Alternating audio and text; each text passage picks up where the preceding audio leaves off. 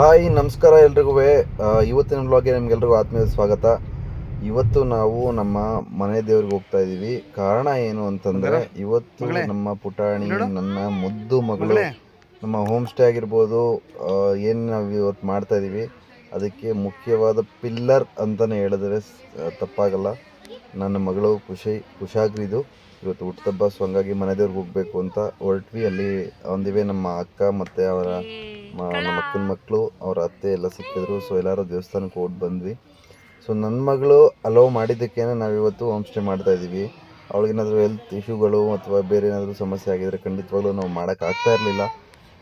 So ನನ್ನ ವೈಫ್ಗೆ ಮತ್ತು ನನ್ನ ಮಗಳಿಗೆ ಇದೆಲ್ಲ ವಸ್ತು. ನಮ್ಮ ತಾಯಿ ಮತ್ತು ಅಂದರೆ ನಮ್ಮ ಮನೆ ಕಡೆ ಎಲ್ಲ ನಾವು ಪ್ರಾಣಿಗಳ ಜೊತೆ ಚಿಕ್ಕ ವಯಸ್ಸಿಂದನೂ ಬೆಳೆದಿದ್ದೀವಿ. ಸೊ ನಮಗೆ ಇಟ್ಸ್ ಓಕೆ ಅನಿಸುತ್ತೆ.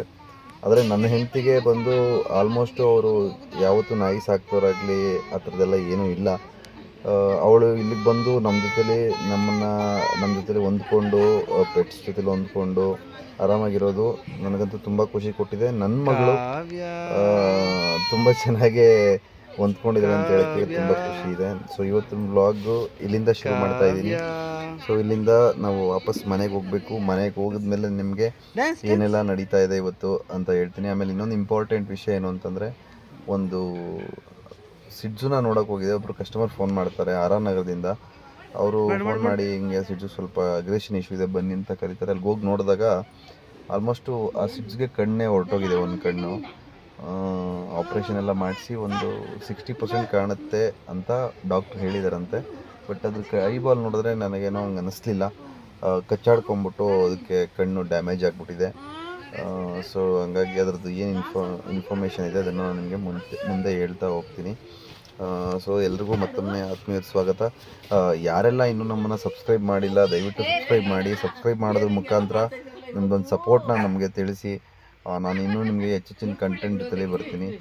ಸೊ ಖುಷಿದು ಹುಟ್ಟುಹಬ್ಬಕ್ಕೆ ವಿಷಯಕ್ಕೆ ಬರೋದಾದರೆ, ಹಿಂದೆ ಏನು ಕಾಣಿಸ್ತಾ ಇದೆಯಲ್ಲ ಅದನ್ನು ಕಾವ್ಯ ಅಂದರೆ ನನ್ನ ವೈಫ್ ಕೂತ್ಕೊಂಡು ರಾತ್ರಿ ಆಲ್ಮೋಸ್ಟ್ ಒಂದು 3-4 ಅವರ್ ಟೈಮ್ ಸ್ಪೆಂಡ್ ಮಾಡಿ ಇದನ್ನೆಲ್ಲ ರೆಡಿ ಮಾಡಿರೋದು.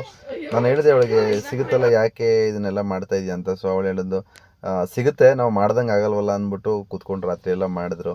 ಸೊ ಭಾಳ ಖುಷಿ ಇದೆ. ಸೊ ನೀವೇನು ಬ್ಲ್ಯಾಕ್ ನೋಡ್ತಾ ಇದ್ದೀರಾ ಅವನು ಬಂದು ಟಾಮಿ ಅಂತ, ಬೀಗಲ್ ಬಂದು ಡೋರಾ, ಇವನು ಬಂದು ಚಿಲ್ಲಿ ಬಂದು ಟ್ರೈನಿಂಗ್ ಕಮ್ ಬೋರ್ಡಿಂಗೋಸ್ಕರ ಬಂದಿರೋದು. ಡೋರಾ ಹೆಬ್ಬಾಳದಿಂದ ಬಂದಿದ್ದಾಳೆ. ಮತ್ತು ಇವನು ಟಾಮಿ ಬಂದು ಮುದ್ದಿನಪಾಳ್ಯದಿಂದ ನಮ್ಮ ಮನೆಗೆ ಹೋಮ್ ಸ್ಟೇಗೆ ಅಂತ ಒಂದು 4 ಡೇಸ್ಗೆ ಬಂದಿದ್ದಾನೆ. ಸೊ ಇಲ್ಲಿ ನೋಡಿ, ಅಮ್ಮನಿಗೆ ಜಾಗನೇ ಬಿಡ್ತಾ ಇಲ್ಲ ಅವನು. ಅವನಿಗೆ ಅಮ್ಮನ ಜೊತೆಲಿ ಇರಬೇಕು, ಅಮ್ಮನ ಪಕ್ಕದಲ್ಲಿ ಮಲ್ಕೋಬೇಕು ಅಂತ ಅವನು. ಸೊ ಹಂಗಾಗಿ ಕರೀತಾ ಇದ್ದೀನಿ, ಬರ್ತಾ ಇಲ್ಲ. ಬರ್ತಾನೆ, ಕೊನೆಗೆ ಕೆಳಗಡೆ ಮಲ್ಕೋತಾನೆ. ಸೊ ಇನ್ನು ಝೋಯಿ ವಿಷಯ ಬರೋದಾದ್ರೆ, ಝೋಯಿ ಇನಿಷಿಯಲ್ ಆಗಿ ಬಂದಾಗ ನಮ್ಮ ಮನೇಲಿ ಊಟ ಮಾಡ್ತಾ ಇರಲಿಲ್ಲ. ಊಟ ಅಂದರೆ ಅವ್ರ ಪೇರೆಂಟ್ಸು ಅವ್ರ ಮದುವೆ ಇರೋದ್ರಿಂದ ರಾಜಸ್ಥಾನ್ ಹೋಗಿದ್ದಾರೆ. 1 ಮಂತ್ ನಮ್ಮ ಮನೇಲೆ ಹೋಮ್ ಸ್ಟೇಗೆ ಅಂತ ಬಂದಿದ್ದಾನೆ. ಸೊ ಅವನು ಬರೋಕ್ಕೆ ರೆಡಿ ಇಲ್ಲ. ಸೊ ಇವತ್ತೊಂದು ದಿನ ಮುಗೀತು, ನಾಳೆ ಬೆಳಗ್ಗೆ ಎಲ್ಲ ಏನೇನಾಗುತ್ತೆ ಅಂತ ಹೇಳ್ತೇನೆ. ಸೊ ಇದು 2 ದಿನದ ವ್ಲಾಗ್ ಆಗಿರುತ್ತೆ. ನಾನು ನಿಮ್ಗೆ ಹೇಳಿದ್ನಲ್ಲ ಅವಾಗಲೇ ಸಿಡ್ಜು ಕಣ್ಣು ಹೋಗಿದೆ ಅಂತ. ಇದೇ ಸಿಡ್ಜು ನೋಡಿ, ನೀವು ಏನು ನೋಡ್ತಾ ಇದ್ರೆ ಇದಕ್ಕೆ ಕಚ್ಚಿಸ್ಕೊಂಡು ಕಣ್ಣು ಹೊರಟೋಗಿದೆ. ಒಂದೇ ಕಣ್ಣಿರೋದು ನೋಡೋದು ತುಂಬ ಬೇಜಾರಾಯಿತು. ಸ್ವಲ್ಪ ಬಿಹೇವಿಯರ್ ಕನ್ಸರ್ನ್ ಇದ್ದಾಗ ನೀವು ಮಾಡ್ಕೋಬೇಕು. ನಮ್ಮ ಮಿಸ್ಟರ್ ಚಿಲ್ಲಿಗೆ ಮುದ್ದು ಮಾಡಿದ್ರೆ ನಮ್ಮ ಬ್ರೌನಿ ಮೇಡಮ್ಗೆ ಆಗಲ್ಲ. ಸೊ ಅವಳನ್ನೇ ಮುದ್ದು ಮಾಡಬೇಕು. ಅವಳ ಮುಂದೆ ಯಾರನ್ನಾದ್ರೂ ಮುದ್ದು ಮಾಡಿದ್ರೆ ಸ್ವಲ್ಪ ಕೋಪ ಬರುತ್ತೆ. ಆ ಕೋಪನ ಇವ್ರ ಮೇಲೆ ತೋರಿಸ್ತಿದ್ದಾರೆ. ಇವಳು ಬಂದು ಝೋಯಿ. ಇವಳು ಬಂದು ನಮ್ಮ ಮಾಗಡಿ ರೋಡ್ ಕೊಡಿಗೇಳಿಯಿಂದ ನಮ್ಮ ಮನೆಗೆ ಹೋಮ್ ಸ್ಟೇಗೆ ಬಂದಿರೋದು. ಅವನು ಬ್ರೌನಿ ಮತ್ತು ಟಾಮಿ ಒಂದೇ ಮನೆಯಿಂದ ನಮ್ಮ ಮನೆಗೆ ಹೋಮ್ ಸ್ಟೇಗೆ ಬಂದಿದ್ದಾರೆ. ಸೊ ಚಿಲ್ಲಿ ಬಂದು ತುಂಬ ಅವನಿಗೆ ಮುದ್ದು ಮಾಡ್ತಾ ಇರಬೇಕು. ಬೆಳ್ಳಿ ರಬ್ಬ ಆಗಿರ್ಬೋದು, ಮೈ ಸವರೋದಾಗಿರ್ಬೋದು, ಅವನಿಗೆ ಭಾಳ ಆಸೆ ಪಡ್ತಾನೆ. ಸೊ ಅವನು ಮಾಡಿಸ್ಕೊಳಕ್ಕೆ ಯಾವಾಗ ಎಲ್ಲೇ ಕುಂತಿದ್ರು ಬಂದ್ಬಿಡ್ತಾನೆ ಹತ್ರಕ್ಕೆ ಮಾಡು ಅಂತ. ಸೊ ತುಂಬ ಚೆನ್ನಾಗಿ ಹೋಗ್ತಿದೆ ಅವನ ಟ್ರೈನಿಂಗು. ಇವ್ರ ಪೇರೆಂಟ್ಸ್ದು ಕನ್ಸರ್ನ್ ಏನಿರ್ತಂದರೆ, ಅವ್ರಿಗೆ ಬಾಸ್ಕೆಟ್ ತೊಗೊಂಬಂದು ಕೊಡಬೇಕಾಯ್ತು. ಊಟದ ಬಾಸ್ಕೆಟ್ ಆಗಿರ್ಬೋದು, ಇಲ್ಲ ಅಂಗಡಿಗೆ ಹೋದಾಗಲೂ ಅದನ್ನು ತಂದು ಕೊಡೋದಾಗಿರ್ಬೋದು, ಇದನ್ನೆಲ್ಲ ಮಾಡಬೇಕು ಅಂತ ಅವ್ರಿಗೆ ಆಸೆ ಇತ್ತು. ಸೊ ಅದ್ರ ಮೇಲೆ ನಾನು ಕೆಲಸ ಮಾಡಿದೆ. ಒಬಿಡಿಯನ್ಸ್ ನಾನು ಅದು ಏನು ಇದನ್ನು ಬಾಸ್ಕೆಟ್ನ ತೊಗೊಂಬರ್ಬೇಕಲ್ಲ ಅದ್ರ ಬಗ್ಗೆ ಕೆಲಸ ಮಾಡ್ತಾಯಿದ್ದೀನಿ. ತುಂಬ ಚೆನ್ನಾಗಿ ಹೋಗ್ತಾ ಇದೆ ಟ್ರೈನಿಂಗು ಕೂಡ. ತುಂಬ ಚೆನ್ನಾಗಿ ರೆಸ್ಪಾಂಡ್ ಮಾಡ್ತಿದ್ದಾನೆ. ಒಳ್ಳೆ ಡ್ರೈವ್ ಇದೆ ಅವನಿಗೆ, ಫುಡ್ ಡ್ರೈವ್ ತುಂಬ ಚೆನ್ನಾಗಿದೆ. ಮತ್ತು ಎಲ್ಲ ಪೆಟ್ಸ್ಗೂ ಎಲ್ಲನೂ ಕಲ್ಸೋಕ್ಕಾಗೋದಿಲ್ಲ. ಸೊ ಡ್ರೈವ್ ಇರಬೇಕು. ಡ್ರೈವ್ ಇದ್ದರೆ ಮಾತ್ರ ಫುಡ್ ಡ್ರೈವೋ ಇಲ್ಲ ಪ್ಲೇ ಡ್ರೈವೋ ಇಲ್ಲ ಮುದ್ದು ಮಾಡಿಸ್ಕೊಳ್ಳೋದು, ಏನಾದರೂ ಒಂದು ಮೋಟಿವ್ ಇದ್ದರೆ ನಾವು ಅದನ್ನು ಕಲಿಸ್ಕೊಡ್ಬೋದು. ಸೊ ಮನೆ ಕ್ಲೀನ್ ಆಗ್ತಾ ಇದೆ, ಟೋಗೋ ಒಳಗಡೆ ಹೋಗಬೇಕು ಅಂತ ಒಂದೇ ಹಠ. ಸೊ ಹಂಗೋ ಹಿಂಗೋ ಸರ್ಕಸ್ ಮಾಡಿ ಅವನ್ನ ಆಚೆ ಕೂರಿಸಿದ್ದೀನಿ. ಝೂಝು ಮತ್ತು ಟೋಗೋ ಇಬ್ಬರು ಒಂದೇ ಬ್ರೀಡ್ ಆದ್ರೂ ಕಂಪ್ಲೀಟ್ಲಿ ಒಂದು ಬಿಹೇವಿಯರೇ ಬೇರೆ. ಬಟ್ ಹಸ್ಕೀಸ್ ನಾನು ಹೇಳ್ತೀನಲ್ಲ ನಿಮಗೆ, ಹಸ್ಕೀಸ್ದು ಒಂದು ಅವ್ರದ್ದು ಹವ್ಯಾಸಗಳೇ ಬೇರೆ. ಸೊ ಅವನು ಹಸ್ಕಿನೇ ಇವನು ಹಸ್ಕಿನೇ, ತುಂಬ ವ್ಯತ್ಯಾಸ ಇದೆ. ಇವನು ಬಂದು ಹೋಮ್ ಸ್ಟೇಗೆ ಅಂತ ಬಂದಿದ್ದಾನೆ 3 ಡೇಸ್ಗೆ ಅಂತ. ಹಿಂದೆ ಇರೋದು ಸ್ಕೂಬಿಗೆ 9 ಇಯರ್ಸು. ಅವನದು ಊಟದ ಕನ್ಸರ್ನ್ ಇದೆ, ಅವ್ನಿಗೆ ಇಷ್ಟ ಆದರೆ ಮಾತ್ರ ಊಟ ಮಾಡೋದು. ಅವನ್ನ ಆಟ ಆಡೋದು ನೋಡಿದ್ರೆ ನೀವು 9 ವರ್ಷ ಅಂತ ಅನ್ಸೋದೇ ಇಲ್ಲ ನಿಮ್ಗೆ, ಆ ಥರ ಆಟ ಆಡ್ತಾನೆ. ಇನ್ನೊಂದು ನಮ್ಮ ಈಗ ಲ್ಯಾಬ್ ಏನು ನೋಡ್ತಿದ್ದಿಲ್ಲ, ಅದು ನಮ್ಮ ಮಾಗಡಿ ರೋಡಿಂದಾನೆ ನಮ್ಮ ಹಳೆ ಕಸ್ಟಮರು, ಅವರು ಹೋಮ್ ಸ್ಟೇಗೆ ಅಂತ ಕರ್ಕೊಂಡ್ಬಿಟ್ಟಿದ್ದಾರೆ. ಬ್ರೌನಿ ಮುದ್ದು ಮಾಡಿಸ್ಕೊತಿದ್ದಾಳೆ. ಅವನು ಬ್ರೂನೋ ಸ್ನಾನಕ್ಕೆ ನಡಿ ಅಂತ ಕರಿತಾ ಇದ್ದೀನಿ. ಸರ್ನ ಇವತ್ತು ಮನೆಗೆ ಡ್ರಾಪ್ ಮಾಡೋ ಪ್ರೋಗ್ರಾಮ್ ಇದೆ. ಅವನಿಗೆ ಸ್ನಾನ ಮಾಡಿಸಿ ಮನೆಗೆ ಕರ್ಕೊಂಡೋಗಿ ಬಿಡಬೇಕು. ಆಲ್ಮೋಸ್ಟ್ 15 ಡೇಸ್ ಆಯಿತು. ಅವ್ರ ಪೇರೆಂಟ್ಸ್ ಕೂಡ ತುಂಬ ಕ್ಯೂರಿಯಸ್ ಆಗಿದ್ದಾರೆ. ಬಂದಿದ್ದೀನಿ ವಾಪಸ್ಸು ಬನ್ನಿ ಅಂತ ಫೋನ್ ಮಾಡಿದರು. ಸೊ ಹಂಗಾಗಿ ಅವನಿಗೆ ಸ್ನಾನ ಮಾಡಿಸ್ತಾ ಇದ್ದೀನಿ. ಸೊ ಸ್ನಾನ ಮಾಡಿಸೋದ್ರಲ್ಲಿ ನಿಮ್ಗೊಂದೆರಡು ಇನ್ಫಾರ್ಮೇಷನ್ ಹೇಳ್ತೀನಿ. ಸೊ ಸ್ನಾನ ಮಾಡಿಸುವಾಗ ಯಾವ ಶಾಂಪು ಉಪಯೋಗಿಸ್ಬೋದು, ನಾವು ಉಪಯೋಗಿಸೋಂಥ ಶಾಂಪೂನ ಉಪಯೋಗಿಸ್ಬೋದಾ ಅಂತ ಕೇಳಿದ್ರೆ ಇಲ್ಲ ಅಂತ ಹೇಳ್ತೀನಿ. ಯಾಕೆ ಅಂದರೆ ನಾವು ಉಪಯೋಗಿಸೋಂಥ ಶಾಂಪುದು pH ಲೆವೆಲ್ ಬೇರೆ ಇರುತ್ತೆ, ಪೆಟ್ಸ್ದು pH ಲೆವೆಲ್ ಬೇರೆ ಇರುತ್ತೆ. ಸೊ ಅದರಲ್ಲೂ ಎಸ್ಕಿಗಳಂತ ಡಬಲ್ ಕೋಟ್, ಎಸ್ಕಿಗೆ ಒಂದು ಸಿಂಗಲ್ ಕೋಟ್ ಅಲ್ಲ, ಮೇಲ್ಗಡೆ ನೀವೇನು ನೋಡ್ತಾ ಇದ್ದೀರಾ ಆ ಕೂದಲು ಜೊತೆಲಿ ಒಳಗಡೆ ಒಂದು ತಿಕ್ಕಾಗಿರೋಂಥ ಅಂಡರ್ ಕೋಟ್ ಇರುತ್ತೆ.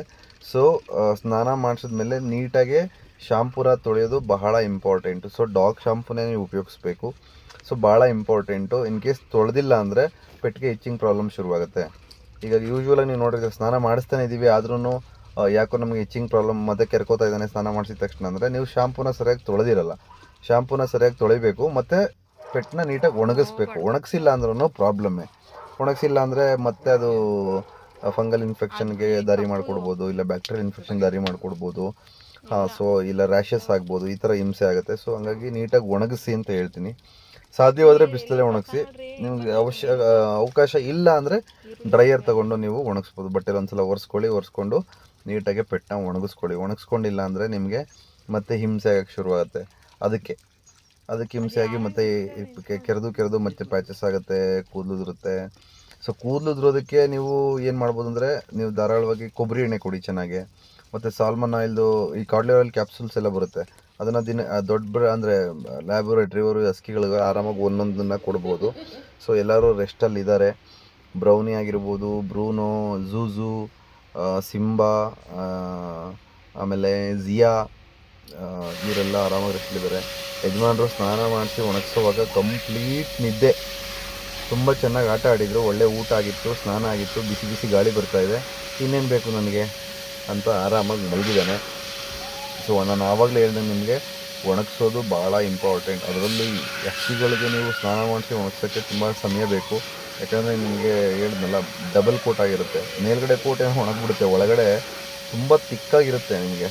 ಸೊ ಆಮೇಲೆ ತುಂಬ ಜನ ಕೇಳ್ತಾಯಿದ್ರು, ಈ ಸಮ್ಮರಲ್ಲಿ ಹೇರ್ ಕಟ್ ಮಾಡಿಸ್ತಾರಲ್ಲ, ಏನು ಅದು ಒಳ್ಳೇದಾ ಕೆಟ್ಟದ್ದಾ ಅಂತ ಕೇಳ್ತಾಯಿದ್ರು. ಹೌದು, ಹೇರ್ ಕಟ್ ಮಾಡಿಸೋದು ಕೆಟ್ಟದ್ದೇ. ನೀವು ಪೆಟ್ಸ್ಗೆ ನೀವು ತಿಕ್ಕಾಗಿದೆ, ತುಂಬ ಸೆಕೆ ಆಗುತ್ತೇನೋ ಅಂತ ನೀವು ಕಟ್ ಮಾಡ್ಸೋಕೆ ಹೋದರೆ ಅದು ತಪ್ಪು. ನಿಮಗೆ ಹೇರ್ ಬಗ್ಗೆನೇ ಒಂದು ಡೆಡಿಕೇಟೆಡ್ ವಿಡಿಯೋ, ಅದ್ರದ್ದು ಹೆಲ್ತ್ ಬಗ್ಗೆ ಅಂದರೆ ಕೂದಲಿನ ಹೆಲ್ತ್ ಬಗ್ಗೆ ನಿಮಗೆ ಡೆಡಿಕೇಟೆಡ್ ವಿಡಿಯೋ ಮಾಡ್ತೀನಿ ನಾನು. ಸೊ ಟೋಗೋನ ಕರ್ಕೊಂಡು ಹೋಗಬೇಕು. ಅವನಂತೂ ಫುಲ್ಲು ಹ್ಯಾಪಿ, ಯಾರ ಜೊತೆನೂ ಆಟ ಆಡೋಕ್ಕೆ ಮಾತಾಡ್ಸೋಕ್ಕೆ ರೆಡಿ ಇಲ್ಲ. ಅವನು ನಡಿ ಆಲ್ರೆಡಿ ಅಂತ ಕಾರ್ಗೆ ಹೋಗೋಕ್ಕೆ ತುಂಬ ಕ್ಯೂರಿಯಸ್ ಆಗಿ ಕಾಯ್ತಾ ಇದ್ದ. ಅವನ್ನ ಸೆಂಡ್ ಆಫ್ ಮಾಡೋಕ್ಕೆ ಅವ್ನ ಫ್ರೆಂಡ್ಸ್ ಕೂಡ ಬಂದು ನಿಂತಿದ್ದಾರೆ. ಸೊ ಅವನ್ನ ಅವ್ರ ಮನೆಗೆ ಬಿಟ್ಟು